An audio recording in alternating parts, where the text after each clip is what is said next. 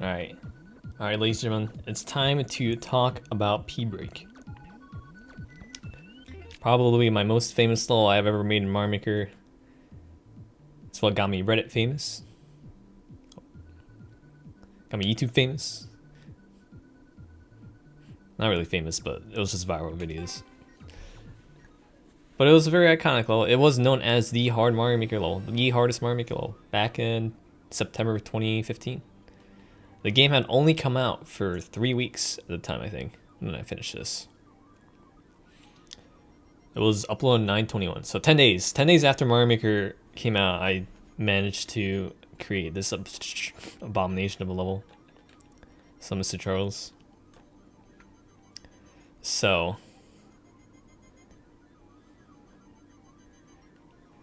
to get a little background information, just some stats really quickly. Did not have a death counter, so I can't tell you how many times I've died. It took me 5 hours to make the level itself. So this entire level, 5 hours. And it took me 9 hours to upload it. Actually, sub 9. It took me 8 hours and 59 minutes and 45 seconds. So, this was the level I made directly after Bon Voyage, and it was my attempt at making the hardest Mario Maker level ever. Again, this was only made 10 days after the game came out, so not a lot of tech was known, but it did pose a challenge for quite a bit until I made U-Break a month later, month and a half. Yeah, I mean, like, if you look at it now, 9 hours is kind of like nothing, because there's levels that take people hundreds of hours to upload. But back in the day, I was only a sophomore in college. Came back from class and just worked on this level and just played this, I guess. But it wasn't until Bon Voyage was out and I was like, we're gonna try and make the hardest level ever. Because again, we saw the news articles of all the people beating this level and we're like, oh, it's Mario Maker's hardest level. And it's like, well, what do you think I can do when I try to make a hardest level? Like, Bon Voyage was just me playing around with the bombs. But waiting to see the power that I have, trying to make the hardest level ever. And then you get this, P-Break. So, first things off, why is it called P-Break? Hey, why did you call it P-Break? Well, you see, it's called P-Break because, first of all, there's a lot of P-switches in this level, actually. Well, P-switch parts. So, like, the last part of the level is a P-switch. So, you get the P-switch there. You have to activate a P-switch to get this. And then here's the P-switch here. So, you got some P-switch, right? So, it's kind of like you land on P-switches, you kind of break them. But then the second reason is because I had to go to the bathroom a lot when I made this level. And at the time, I didn't have a mic or a cam because I was in college and I had roommates, things like that. I didn't even have a monitor. My gamepad was my monitor. I literally had to, like, I sat on my bed. Half the time, I think I was laying down. I made this and played this on my gamepad. So, didn't have a mic or cam. I just type in chat and I'd say BRB P-Break. I said that like, I don't know, 3 or 4 times. And eventually the name just was like, I'm just gonna call it P-Break, dude. That's why it's called P-Break. So that's the first step.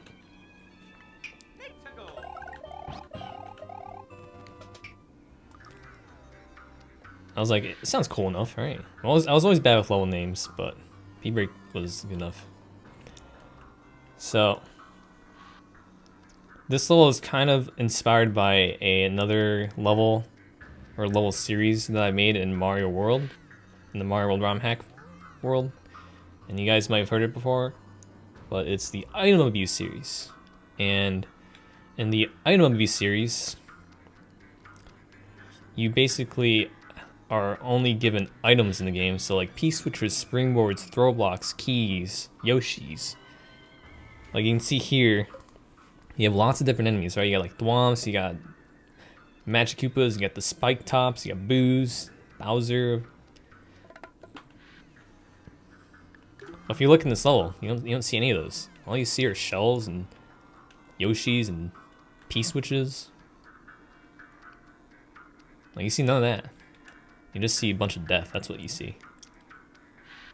So, unlike unlike this level, item abuse was never meant to be beaten without like save states or slowing down the game.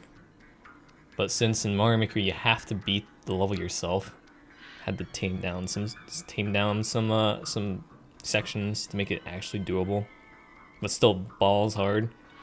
Because if you're gonna make the hardest Mario Maker level, you have to beat it yourself. Which at the time I was like, I don't think I'm the best Mario Maker player, so I'll try to make the hardest Mario Maker level of my ability, and this is what happened. So right off the bat, we got a little janky shell jump. So shell jumps did exist. I had one in Skies though. I knew they existed, but I wanted to twist it up a little. Instead of just having it thrown off the wall, I have a springboard here. And it throws you off because the timing is different. You have to throw it a little earlier, and you bounce off of it. But you don't want to throw it too early because then it'll be too low and then you can't bounce off of it. So the whole idea with P-Break is a lot of fast-paced sections. Fast-paced chained together. So like this section right here is kind of all one part. Because you have to do a shell jump here, and then when you do the shell jump, you gotta land on Yoshi. When you land on Yoshi, you gotta eat the Koopa and spit it out before you fall in the lava, and then you gotta jump off Yoshi and land on this P-switch. And as you do that, you gotta make sure that you run into this shell, so it bounces off this wall, so you can do a shell jump and get to here. Have a good night, Sarah's mine. So it's kind of like with Iron Abuse, the ROM hack I made that in 2011. So Iron Abuse is a similar situation where it's a lot of fast-paced movement. Everything is chained together. Each part is kind of dependent on how you did the part before. So that's why all these items are meticulously placed. A lot of the designing part had to be with like, oh, should this be moved up one? Or should be moved to the right one? So these are all placed in ways that can make it the most consistent, but still a challenge. This part is particularly hard because you have to bonk the shell in the precise way. Because if you go from underneath, it'll turn into a shellmet, and you don't want that because you're just gonna die in the lava.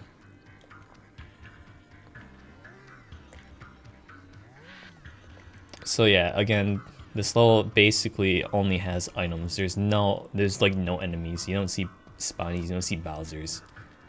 Yoshi is not an enemy. Yoshi's a friend, okay? So that's where we get the inspiration from. Because you can do a lot of cool things with items. Like with enemies, it's kind of more like you just bonk on them. Or like land on them.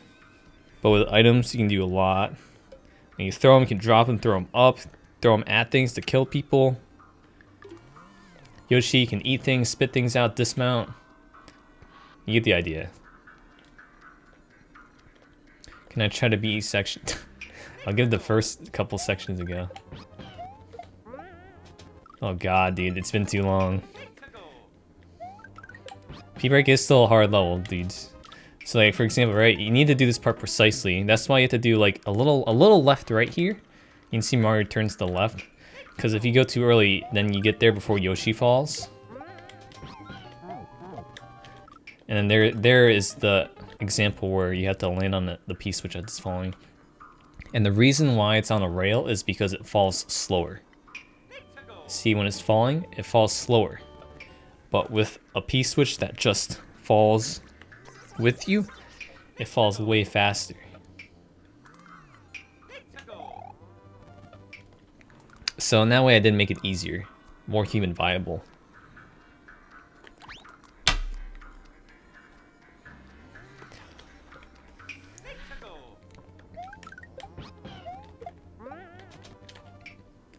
I think the hardest part of this section is just getting on Yoshi, because you have to get on Yoshi. Not only you have to get on Yoshi, you have to get on him high enough, because if you get on him too low, then you just can't hit the POW with him. I'll give it like a couple more attempts and then I'll just move on to the next section.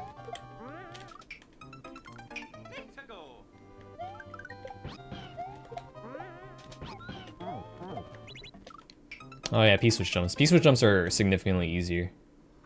Oh, I'm playing in an editor, so I forgot. They actually changed the physics of the game throughout the history of Mario Maker, and they made P-switch jumps not free anymore.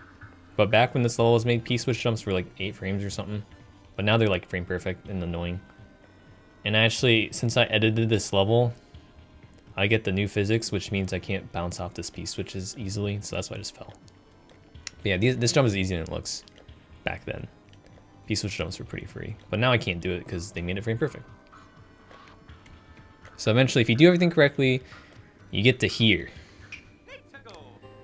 And here is the quadruple shell. Well, it's technically 3 because you use one of them as a helmet. But when I made this part, I was like, I wonder what you can do with more than 1 shell and more than 2 shells. Because there are some things you can do with 2 shells, but I decided to be a big boy and use 3 shells. So I was like, I like sat here for a while, just trying to come up with some setup for this to work. Yo, family gamers, good to see you. Hope you're excited for Mario Maker 2. But yeah, so when I made this, I sat here for a long time and I was like, how can I make this viable? How can I make this not impossible, but cool? And I forget what the intended way is, but there's actually this way. Which I think is the intended way, actually. Yeah.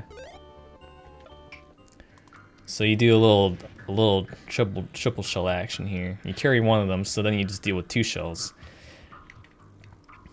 And that's why these munchers are also here, so they can ricochet the shell off this muncher and it goes this way. Again, using munchers instead of spikes because spikes are ugly. Look at these spikes. And then there's a bunch of coin blocks here so that you can't just damage boost with the shellmets, because if you do, well, if you land on this. Alright, if you just land on it, there's no way to get up. So that's why these coins blocks are here. But yeah, eventually, after a lot of thinking, I finally got a setup like that. And then the next part was just laying on the shells. It was kind of consistent though, but it was pretty good breakthrough for me because it was like, wow, this is actually unable to use. Look at all these shells you have to deal with. You see this section, you get here for the first time, you're like, why are there 4 shells? And you'd be like, okay, I'm just gonna damage boost. And you'd be like, why is this such a long a long little section? And then you just gotta bonk these shells.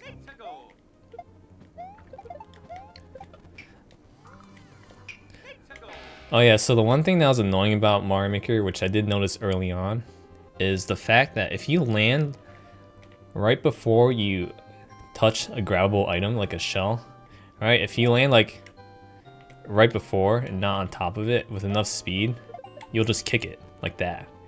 And I was holding Y.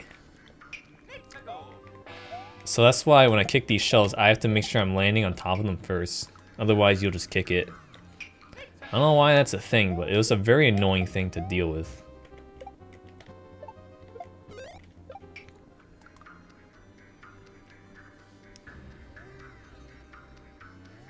Hey, no problem, family gamers. Appreciate that. Shells suck. Dude, I don't know, man. That was the first one I made. I was just experimenting. You can't ride shells because you just can't ride it if you kick it. They can only be ridden if it's out of a bullet bill launcher. Otherwise, they're just regular shells that you bonk. So that's why if you try to do one, you won't get that far. And again, there's coin blocks here. There's coin blocks up here.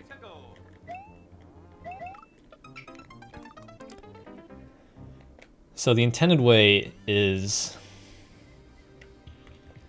you have this Buzzy Beetle up here. And similar with Bon Voyage and how you had to use the shellmet to bonk the beetle, or bonk the bomb, this one you gotta bonk the beetle. Because right as it stands, this beetle, I guess I gotta give myself a little platform. As it stands, this beetle, it doesn't make it up there. Because you can't get through here. Again, this is the intended way. You can't get through here without the Buzzy Beetle. Because if you hit the Buzzy Beetle, it'll break these blocks and then you can go through. And you need the shellmet. Again, you need to discard items as late as possible, power-ups as late as possible. You need the shellmet for the damage boost for this part. How long did it take the first person to beat this? I don't know, you gotta ask Jakku. Jakku was the first person to beat this.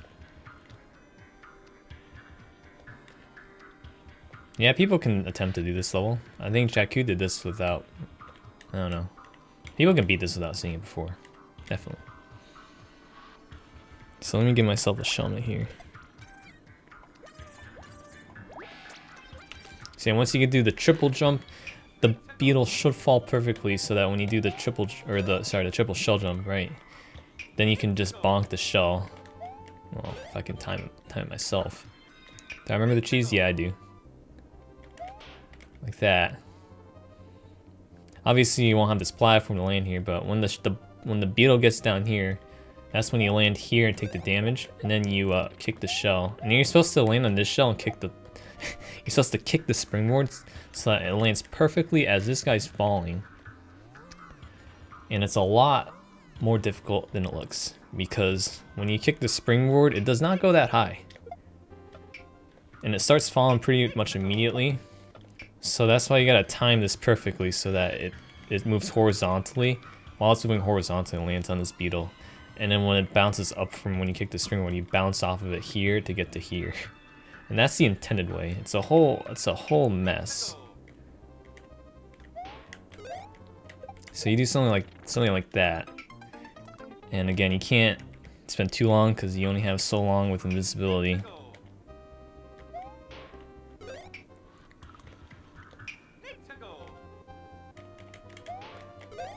So you do have to be kind of fast. See, like I barely made it that time. And even if you get it, sometimes the Buzzy Bee will go too high. So this part was really difficult back in the day. Like, and again, you had to do it from here. So this was all in one motion. So again, the whole idea with this level is non-stop, kind of like everything's chained together. You gotta do everything precisely.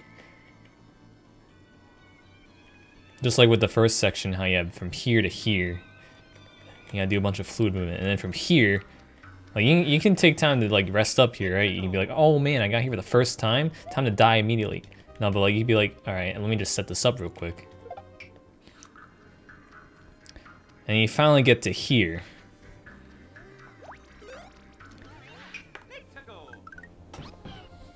And it's another kind of like breaking resting point. But this one relies on visual cues. So we have our friend Yoshi. He's not dead yet. Also, if you do that, you're dead because you need that springboard. So the idea here is you got a little cycle-based thing where this P-switch is always falling, or this pipe is always spewing down P-switches at a set amount of time, so you can predict that. You can set up a visual cue based on that.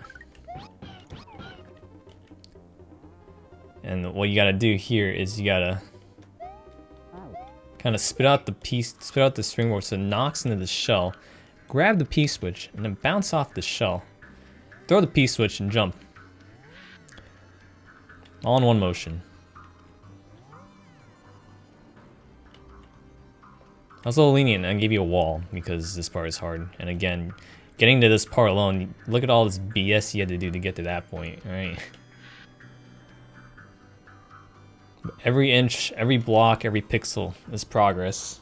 So every new trick becomes more stressful. It becomes harder to do. But I don't hold back. I make you do crazy stuff even at this point. Sub the blood guy. I tried to do it once.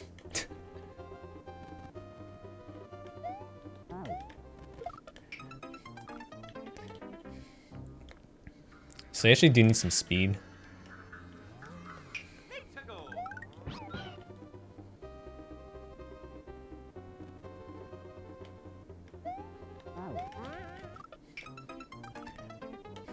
So yeah, this is a very stressful part. I think I messed this part up a lot when I tried to upload it.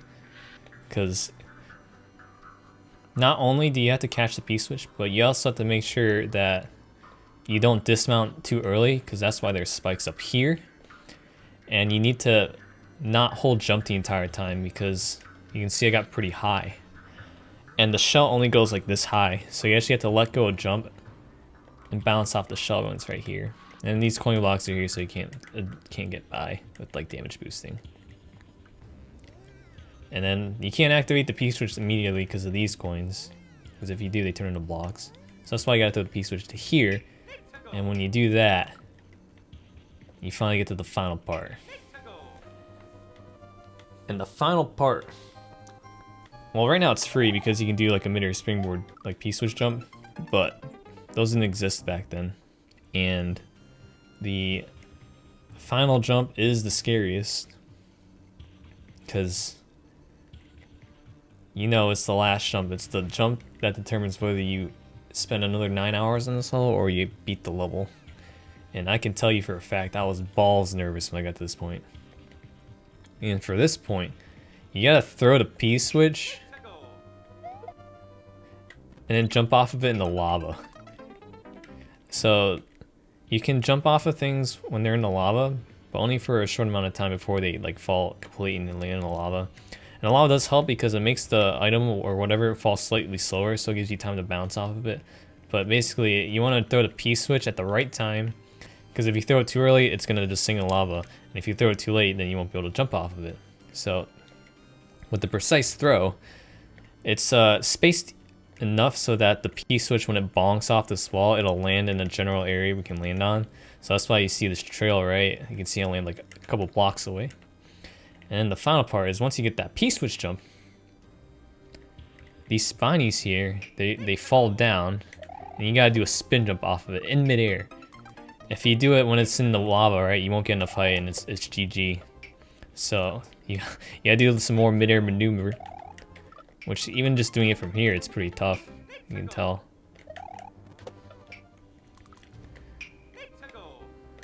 Like at this point, you really don't have enough time to react. You just do it. Like you just straight up just do it, and you pray, and that is exactly what I did. You like do like something like that, and that's the last jump of P-break. After all your hard work, I present you with a smiley face and potential death. So you can see it. There's potential death here, and there's also coin blocks here for a lot of potential death. So you guys gotta end up with the trolls. It's not Kaizo without trolls. So you have to go above this. I don't know if anyone's actually died to this, like when they beat it the first time. But if you did, I will genuinely say I am not sorry. No, I'm sorry, but when you get to this point, it's just yeah, just don't die. These do turn into blocks though, because he did activate the P-switch in the lava, so you can just kind of take this super safe. I don't have a hard time limit, so I kind of just let you just don't mess up, because I know for a fact that when people played this, they would be extremely nervous. Their hands would be shaking, everything. So even doing a simple jump like this, when you're so close to the end, is very difficult. When your heart's racing and your hands are shaking, just doing that one jump is super scary. Because one little mistake costs you when you're an inch away from success.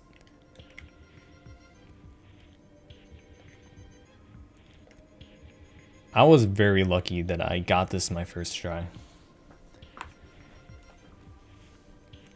And I'm gonna be completely honest with you, when I made this level, I did not expect to beat it.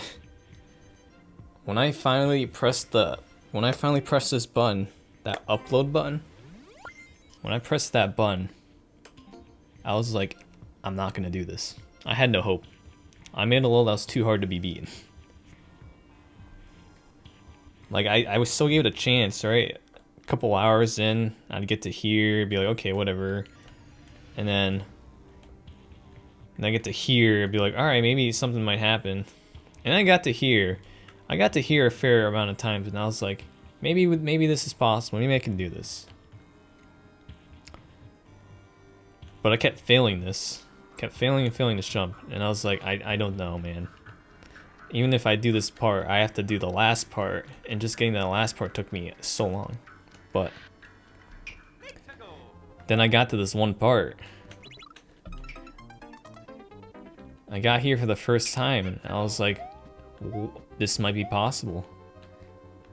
I remember that's exactly what I was thinking. I was like, this could actually be possible. And I think I didn't even wait. Because, again, I got here for the first time, I beat it. Oh yeah, that can happen. Sometimes it'll bonk.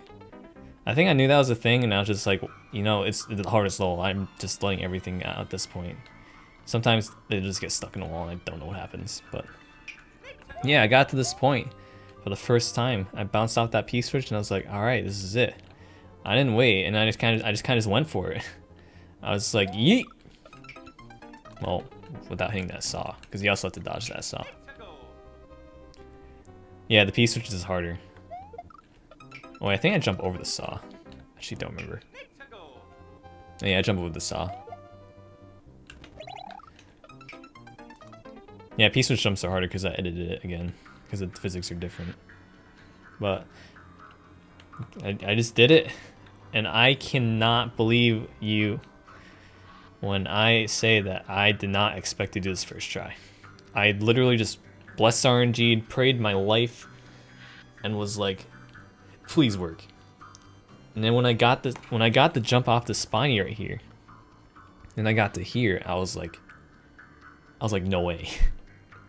I was literally like, no freaking way. I just did that, and then I beat it. We got the saw, we got the axe. That was it. That was it. That was Mario Maker's hardest level.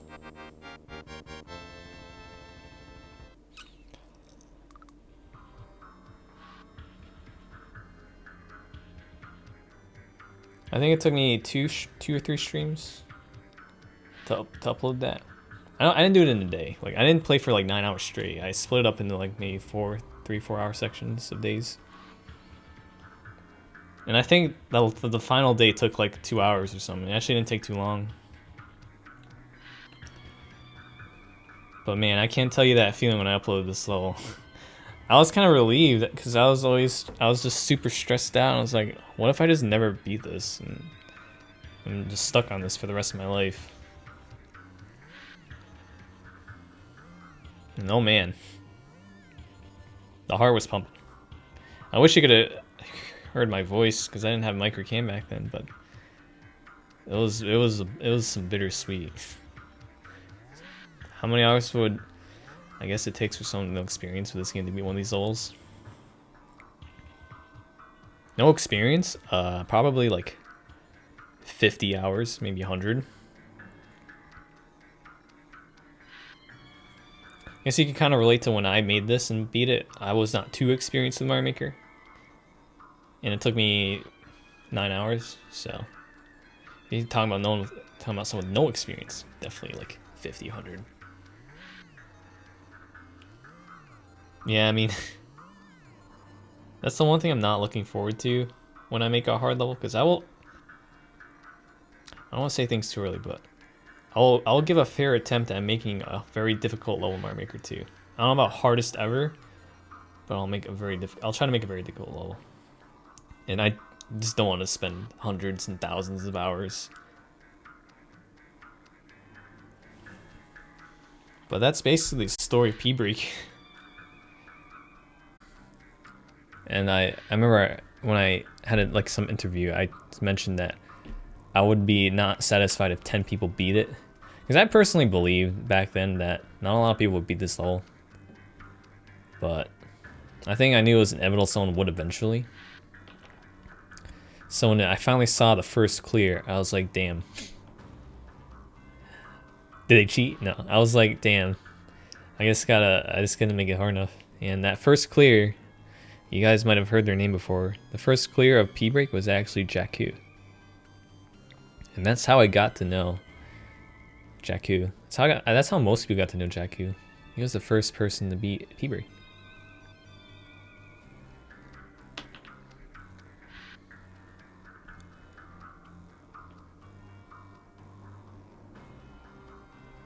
So that's basically the lore of this level. I don't remember how long it took. I think it took a week before P-Break got a first clear, but yeah, that's the story behind P-Break.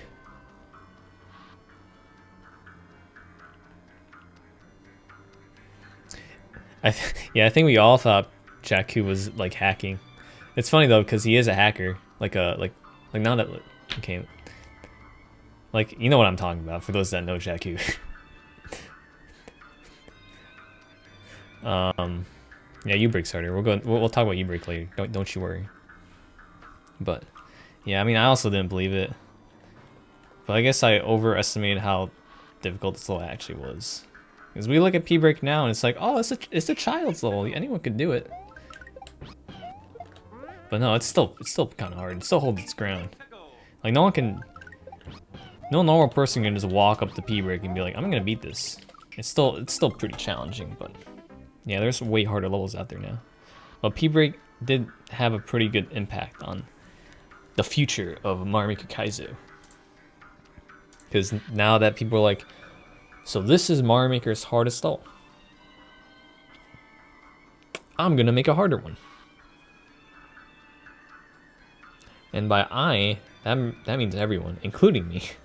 Because we made U-Break a month and a half later. But yeah, people started to hear about this. Saw it all over. It was on Reddit. It's on a bunch of different news medias. But I'm very happy that at least it got recognized, because of when you think of hardest level, some people might think it's just a bunch of BS, like 5 billion Bowsers or falling Lakitus and things like that. But Kaizo level design isn't just straight up BS. There's a lot of thought and creativity in these types of levels. So I guess I'm happy that Kaizo levels after P-Break actually weren't complete garbage, and people were spending time trying to make, not really imitations, but like their own versions of a hard level, and it wasn't complete trash. Because again, I make these levels because they're fun. I find playing these types of levels fun, not really aggravating. So it's pretty good that people were able to see this type of level design and be like, hey, you know, maybe you can make hard levels out making a complete BS.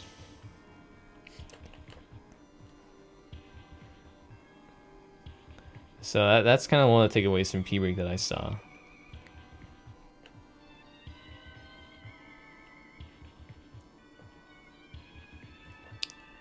I'm very fortunate too, because there have been a lot of great people. There've been a lot of people in the community that have spawned from this. It's been a lot of fun.